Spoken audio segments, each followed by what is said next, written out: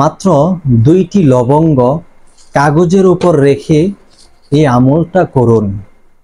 আপনাকে পাগলের মতো ভালোবাসবে, আপনাকে ছাড়া কোনো চোখে দেখবে না, কোনো কাজকর্ম ভালো লাগবে না, আপনার জন্য সবসময় অপেক্ষা করবে, আপনাকে ভালোবাসার কথা শোনাবে, আপনার জন্য সে এক কথায় পাগল হয়ে যাবে।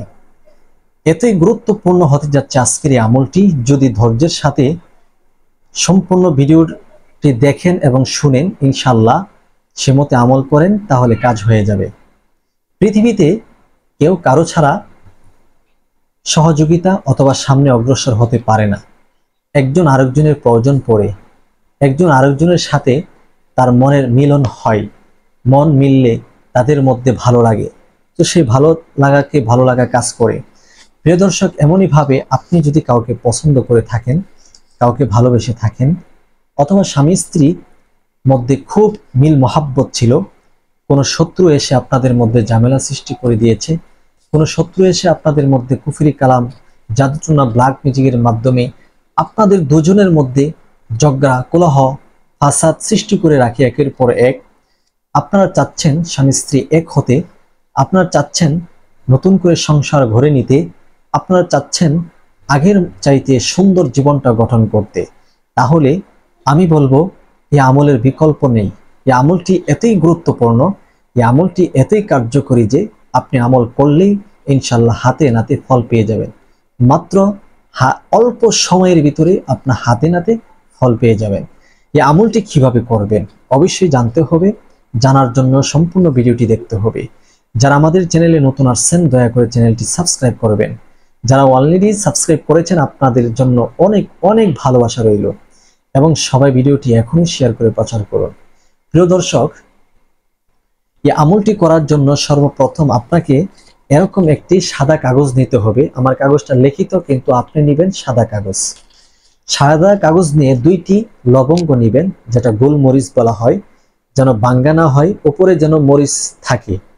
তো এরকম 2টি সচ্ছল আপনি কি করবেন, গোলমরিচ নেবেন, আর গোলমরিচটা আপনি কাগজের উপর রাখবেন। কাগজের উপর রেখে আপনাকে আমলটি করতে হবে। আর আপনি যখন আমলটি করবেন, নিজে পবিত্র হয়ে যাবেন। পবিত্রতা অর্জন করেই আমলটি করতে হবে। কেউ অপবিত্র ছোঁয়া এই আমলের মধ্যে দিবেন না, অর্থাৎ অপবিত্র অবস্থায় আমল করা যাবে না। পবিত্র অবস্থায় আমলটি করবেন, ইনশাল্লাহ 100% গ্যারান্টি দিলাম কাজ হয়ে যাবে। যদি আমি যেভাবে নিয়মটা বলে দিচ্ছি সেই নিয়ম অনুপাতে যদি আমলটি করতে পারেন।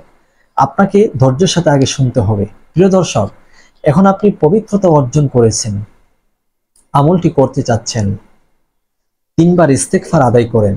যে ইস্তেগফার আমি পাঠ করব সেটি, আস্তাগফিরুল্লাহ রাব্বি মিন কুল্লি যামবি ওয়া আতুবু ইলাইহি, আস্তাগফিরুল্লাহ রাব্বি মিন কুল্লি যামবি ওয়া আতুবু ইলাইহি, আস্তাগফিরুল্লাহ রাব্বি মিন কুল্লি যামবি ওয়া আতুবু ইলাইহি। 3 বার ইস্তেগফার আদায় করা হয়ে গেছে। এখন আপনাকে আরো 3 বার দুরূদে ইব্রাহিম পাঠ করতে হবে। মনে রাখতে হবে যে আমলের শুরু এবং শেষে দুরূদ পড়বেন না, সে আমল আল্লাহর দরবারে গ্রহণযোগ্য হবে না। এই আমলটি আল্লাহর আরশে মুআল্লাকুনের মধ্যে ঝুলন্ত অবস্থায় থাকে। মুআল্লাকুন মানে ঝুলন্ত, ঝুলন্ত থাকে আরশে। তো সেটা আল্লাহর দরবারে কি হয় না, কবুল হয় না। যে আমলের মধ্যে আগে পরে দুরূদ পড়া হয়, সে আমলটি পরিপূর্ণ হয়। আর পরিপূর্ণ আমলটি আল্লাহর দরবারে ফেরেশতারা নিয়ে যায়, যার ফলে আল্লাহ তাআলা গ্রহণ করে, কবুল করে, তার মাধ্যমে আপনি ফলাফল পেয়ে যাবেন। তাছাড়া আল্লাহর নবী সাল্লাল্লাহু আলাইহি ওয়াসাল্লাম বলেন, কোনো ব্যক্তি যদি অন্তর থেকে মহাব্বতে আল্লাহ রসুলের শানে দুরূদ পাঠ করে মাত্র একবার, আল্লাহ পাক রব্বুল আলামিন খুশি হয়ে ওই বান্দার আমলনামার মধ্যে 10টা রহমত দান করেন, সুবহানাল্লাহ, এবং 10টা গুনাহ কেটে দেন, সুবহানাল্লাহ। ওই দিন একজন ফেরেশতার মাধ্যমে তাকে পাহারা দেওয়া হয় সকল প্রকার বিপদ থেকে হেফাজতে থাকার জন্য। তাই একবার আসুন আমি আপনাদেরকে পড়ে শোনাই দেই কোন দুরূদটি পড়বেন। আপনারা 3 বার পড়বেন।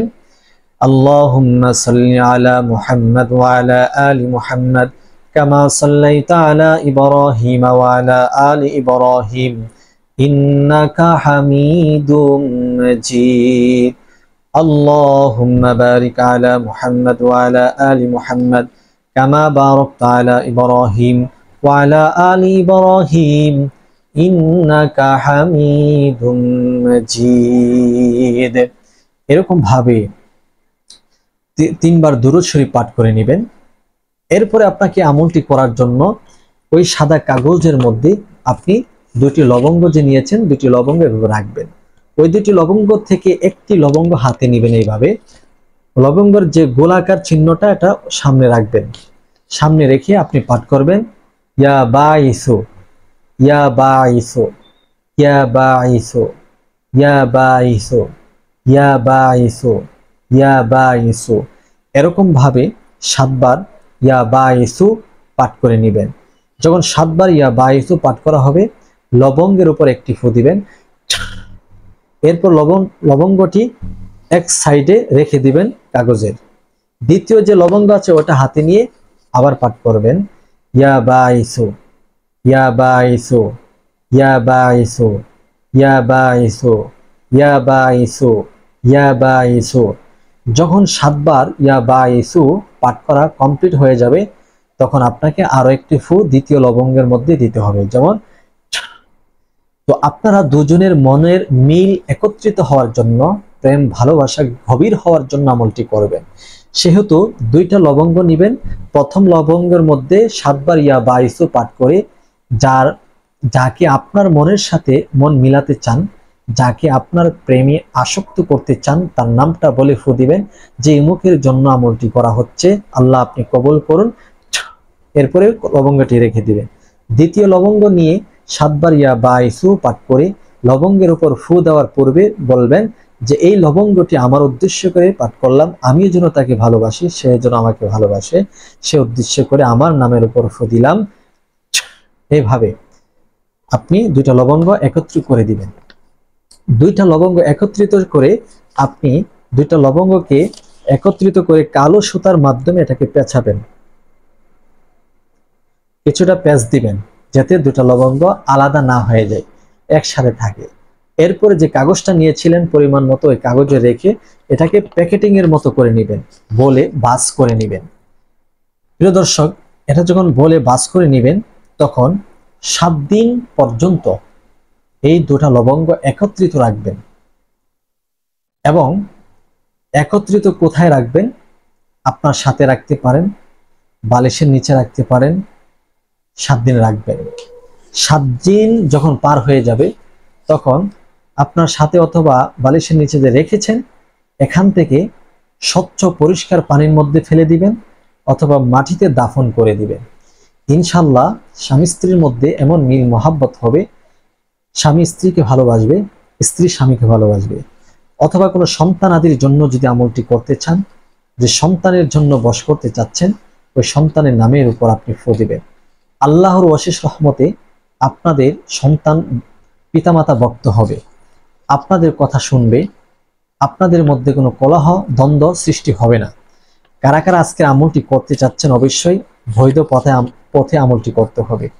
কেউ যদি কাউকে ভালোবেসে থাকেন, সেক্ষেত্রে আমলটি করতে চান, অবশ্যই অনুমতি নেবেন।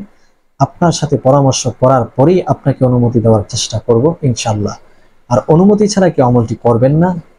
যারা আমল করবেন এবং করবেন না সবাইকে উদাত্ত আহ্বান করব, ভিডিওটি শেয়ার করে প্রচার করবেন, চ্যানেলটি সাবস্ক্রাইব করবেন। সকলে ভালো থাকবেন। আসসালামু আলাইকুম ওয়া রাহমাতুল্লাহ।